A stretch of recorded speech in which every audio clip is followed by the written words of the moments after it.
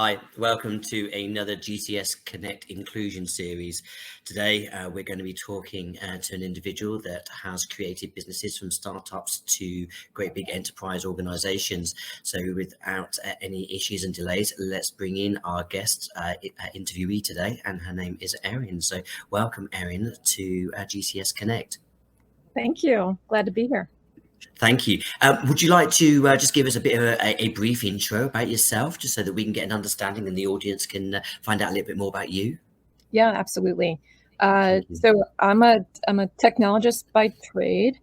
I have spent kind of the bulk of my career in about two phases. I started as a consultant for IBM, where I worked for large enterprise companies. I kind of cut my teeth on building enterprise software and kind of looking at custom builds for cross industry, connecting B2B business applications, and really understanding kind of the ins and outs of large technology software development and scale. From there, I made a leap into the entrepreneurial space, and I'm actually recently co-founded my third startup. My third startup, which I've moved to co-founder slowly. Wow. Yeah, excited to be about a year into Mezzo. We're a real estate property tech startup focused on solving problems for the maintenance space for residents connecting with their landlords. That's brilliant, and we'll get into that a little bit during the course of this conversation. But one of the things that I'd like to just ask you is, what was the appeal when you're going through education? Because I always find that diversity, equity, and inclusion should start at educational level rather than trying to draw people into their careers right here, right now. What was it that appealed to you to go into the tech space? That's a great question.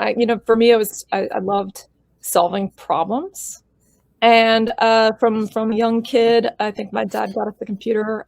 So I'll age myself a little bit, but it was kind of back pre-internet, and I loved playing with little games. And I remember getting a magazine with a basic application that if I enter all of this code, I get to see a pumpkin, right? And did you have to sit there with because I think my first computer was one of the BBC computers, and you had to set a tape up to run at a set volume, and if you altered the volume at any point while the code was going through, then it crashed the system and you had to start again, and it was like 2 hours just to play some form of like Tetris. Yeah, it was a lot of experimentation. And then I remember, talking to a good friend in high school, and it was kind of near the dot-com boom about technology, and he really encouraged me to move forward, to go for it. I was a kid that was interested in a lot of different things. So, but that little nudge, I think, was enough. And the role that you do now, was that something that was part of the master plan going through sort of like education, or were you just sort of like contemplating lots of different things and this is just the path that happened to follow? I would say that I don't think I ever anticipated being in a spot where I would be leading a company. As a young woman graduating college, my goal was really to become a really good engineer. Once I had graduated from computer science, and I kind of started to understand, what that looked like and the things that you could do, I really just wanted to be kind of a master of my craft. And it was that journey along, learning from interesting mentors and better understanding the business side as well, that kind of led me on this journey. And where was the switch then? Because I don't think any of us, well, maybe I'm wrong in saying that, actually. I think that there's a selected few that think, do you know what, I'm going to go run the world. I'm going to go and run a big Fortune 500 business and everything like that. It was never on my agenda when I was going through education, everything like that. Where do you think the switch was? What's that entrepreneurial mindset move from being an employee to then being a creator of business? Yeah, I think the key is really that I had some really great friendships when I was younger, and exploring technology, and we would like our kind of one of the ways that we would spend time would be riffing on interesting business ideas. So, I think that I was in college during the dot-com boom, and so I had always felt like I had missed that. Oh, I missed this like big opportunity, and so my friends and I, when we would, we would hang out, we'd go and do things, and we'd be kind of spitballing ideas like, oh, what if we started this? What if we did this? Always kind of examining the market. I think the key is really the curiosity of wanting to better understand how the world works and things around you, right? And so we would be spitballing these business ideas, and then it might lead to a few days over a long weekend where we build a proof of concept, or they never went anywhere. They were terrible. No. It's almost like fantasy ideas, isn't it? Yeah. And sometimes it's just that element of conversational piece between buddies. So it's interesting to sort of like try and analyze where it went from fantasy land to then being a reality for you. Yeah, I think that is the key. It was a long-standing period of time, though, where I think you're surrounding yourself with like-minded people who are curious about the world around them, and eventually it will happen, right? You both pop into a local entrepreneurial event, and you meet other people, and then that snowballs, right? And so I think really probably the moment that it started to change for me was when I had matured a little bit, right? Maybe 6-7 years in the industry, and I started to kind of look around and think, okay, well, I'm very close to earning my stripes here. I think I might be ready for that next step. And so I had friends that were kind of dipping their toe in the water, and I would start to explore what they were doing, and really just networking around Chicago, which has an awesome startup community. Oh, fantastic. So there's a lot of community element that you could call upon with regards to asking advice and counsel, etc. Were there certain things that you asked yourself before you sort of like got into this as the entrepreneurial? I mean, things like, what does the product or the service look like, and who am I getting involved with? Tell us a little bit about that journey. Sure. Well, I will say that, third time is the charm, hopefully, because I didn't always, have that, the right, maybe the right viewpoint or mindset of how to evaluate your partners or your company. The first time, I kind of made the leap into the space, I would say I made mistakes in that space. And I think that part of it is really examining, who you're going into business with. But really make sure that you understand your partners. Aligning on values is super important. So taking some time to really dig in and evaluate company, like really what you're looking for, what is that culture you're looking to build, is to me the most critical. Do you and your potential business partner see eye to eye on DEI? What about, being a product-led company versus a sales-led company? What do you want the market to think of your company? Yeah. Taking the time to do a vision exercise where you like write your 5-year press release, right? In 5 years. I love that vision exercise. I love that term. Yeah. So even if you write down, here's what it's going to look like, the press release for 5 years from now, what are we announcing to the world about what our company has achieved, right? And then does that really align with what your partner's looking for, what you're looking to do? It's a good way to make sure you're both grounded. Yeah, and this actually quite nicely leads on to a question from one of our audience saying that true good professional friends give great business ideas, but how do you implement those ideas? Well, I think that's a good question. I think you have to be patient for the right situation and right idea and right set of partners to come out around at the right time. For me, this journey was not a short one. I think that it takes a lot of time building the skills that you need to be a good, part of building a company is being able to lead. Yes. And you can't lead unless you've really exercised those muscles and built and built those muscles of, being in those tough situations, and being able to kind of pull from past experiences and skill sets, to be able to turn these ideas into reality. So whether it's starting to build a trusted network, understand how to put together a business plan, obviously being able to fund the idea and take the time to have the money and time to put into something new, is really important. So I worked for a really long time where it was a lot of grinding and learning, and taking a salary before I stepped into this space. I created a startup myself, and I always describe to people when they ask me about my journey is that the first 12 months were probably the most exciting, the most sleep deprived, and the most stressful of my life ever, but it was just exhilarating. Yeah, I mean, it's so much fun. It's a lot of work too. Yeah. Did you find as well that going back to the question by Shazad, that sometimes you had to change your service or your product offering after going into it, sort of like 6, 12 months down the road? Did that ever happen?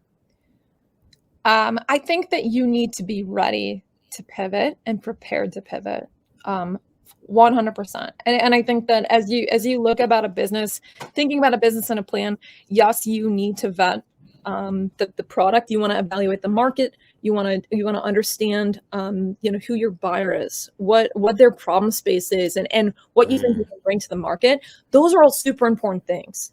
But you're not going to get it right. Right? No. There's going to be so much learning and growing along the way that what you start with is almost certainly not where you're going to land.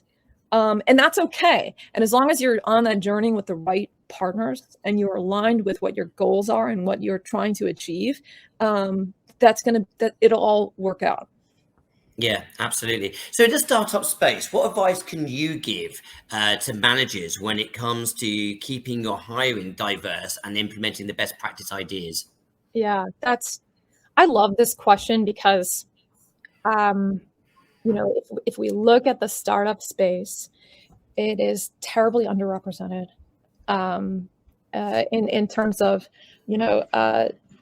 minorities and women, and fundamentally, it's a cyclical thing, right? So, who is looking to invest? There's a certain profile of MBAs, and so from the perspective of, how do we make sure that we can bring change to this? And how do we make sure that we can start to invest in these spaces and get more minorities into the entrepreneurial space? It starts with us, right? Like we, when we're looking to start a company, what do you have to do? You have to hire, right? Yeah. And so when I'm looking to hire, where do we pull and where do we hire? Well, we don't have the money. We don't have the pockets necessarily to go spend a ton of money on recruiters, right? So you pull from your network. Well, who is the network of the typical co-founder? Yeah. It's a very similar profile, right? So what I would say is that we want to avoid lookalike hires, right? We want to make sure that we are really pulling from different spaces and different places, because the data has shown over and over again that a diverse board, a diverse set of co-founders produces stronger results. So what you need to do is, really start to work on very purposefully and thoughtfully expanding your network. So whether it's getting involved in local groups of underrepresented people, whether it is getting involved locally, in your local tech scene, and starting to branch out and join those tech groups and just show up, right? So showing up, making relationships, that is what is going to set you up, because whether you like it or not, you're going to end up pulling from your local network. So it's your job to make sure that your personal network has that diversity. And I think that there's also, from my perspective, you've got to be honest, because you mentioned it there, is that one of our natural traits as a human being is that we're tribal. We migrate to people that have got the same values and the same beliefs and everything like that. And you've got to be aware and put yourself out there as a leader of a business away from that tribal aspect to then create other people to come in as well. Did you find anything along those lines for yourself? I mean, have you created any sort of like mentoring programs to help other people in your situation where you were, a few years back? In terms of creating, no, I would love to, to be able to do something like that one day, but definitely, member and get, join groups, get involved in groups, sign up for things, show up for things. That's really the key. And yeah, I think that, in terms of creating, sponsoring, that would be, something that I'd love to be able to, check off on my list one day. There's only so many hours in the working day, isn't there, though? And as we said, it's very stressful and very busy creating startups. What's been your driving factor in your success? What makes you tick, Erin? I think that a raw curiosity and desire to learn got me started, right? So that's like those are kind of the table stakes for, hey, are you a curious person? Do you want to learn? Do you want to better understand, how businesses work, how the economics behind things function? But ultimately, it's the grit and the discipline and the will to succeed that has brought me along the way. You really do get out of something what you put into it. And the willingness to kind of do that grunt work, the hard jobs, and tackle the difficult tasks that maybe other people are not willing to do, sets you up to be able to face adversity and to be able to kind of achieve those key milestones when it really matters. So fantastic. And what is the one of the most important things that you've learned in being a serial entrepreneur? Because I suppose doing it 3 times makes you a serial entrepreneur now. I guess so. Yeah. Yeah. So.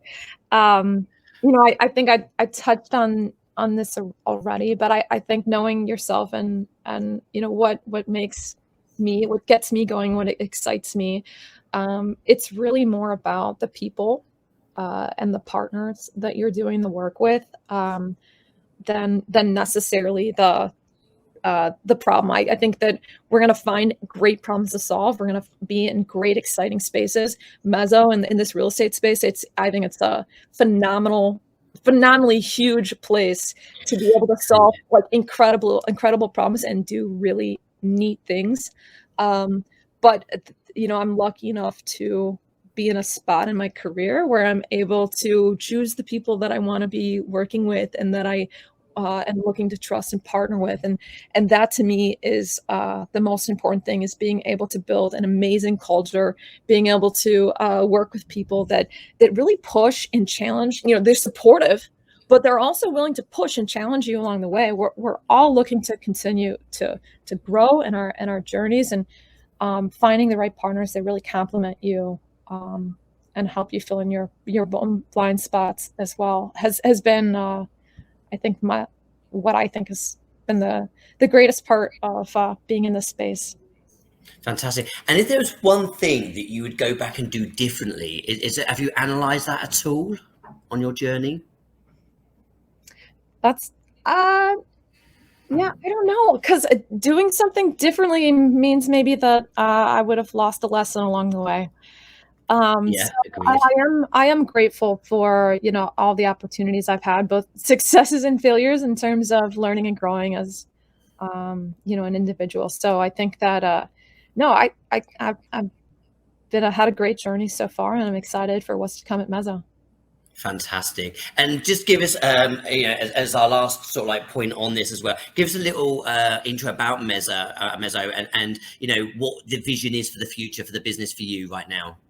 Yeah, happy to. So we're in the real estate maintenance space, and we're serving landlords, whether institutional or property managers.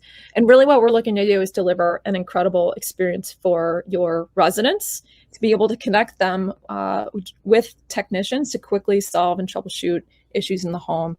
We have a conversational AI, so like a chat bot that helps the resident kind of self-solve, helps the landlord maybe mitigate emergencies and things like that, and then really intelligently can match and get that work fulfilled in an easy way. So if you look at, my last experience in healthcare has so many parallels to real estate maintenance, where we're looking to really create that proactive, home care experience versus reactive. Right now, there's so much waste in terms of we're not proactively taking care of our homes. When someone calls, maybe we're spending and wasting time dispatching people that we could be planning better. We could be using data around the home to be able to get a lot more predictive in the space, and that's really where we're headed. And I think that's great, and I applaud you, because I think that we're all trying to make our homes smarter, and this takes it to another dimension with regards to the fact that gone are the days where you've got to go through the phone directory to find plumbers, electricians, and everything like that. So you're resourcing all of that and reducing so much wastage for people. So thank you for bringing this to the market. I think that's a very exciting product. Yeah, thank you. You're very welcome, Erin. Thank you so much for joining us today and sharing some of your story with us. And if anybody wants to find out a little bit more about Erin, you can find Erin on LinkedIn. And Erin, what's your address on LinkedIn? I think it's my first name, last name, so it should be nice and easy. Erin Karam. Fantastic, guys. If you I want to find out a little bit more about Erin's journey, I'm sure that Erin would be happy to share anything about her successes, and also some of the bruised knees that we all get as we go through startups, etc. So feel free to reach out to Erin direct. Thanks for joining us, Erin. Thanks for having me. Cheers. Bye-bye.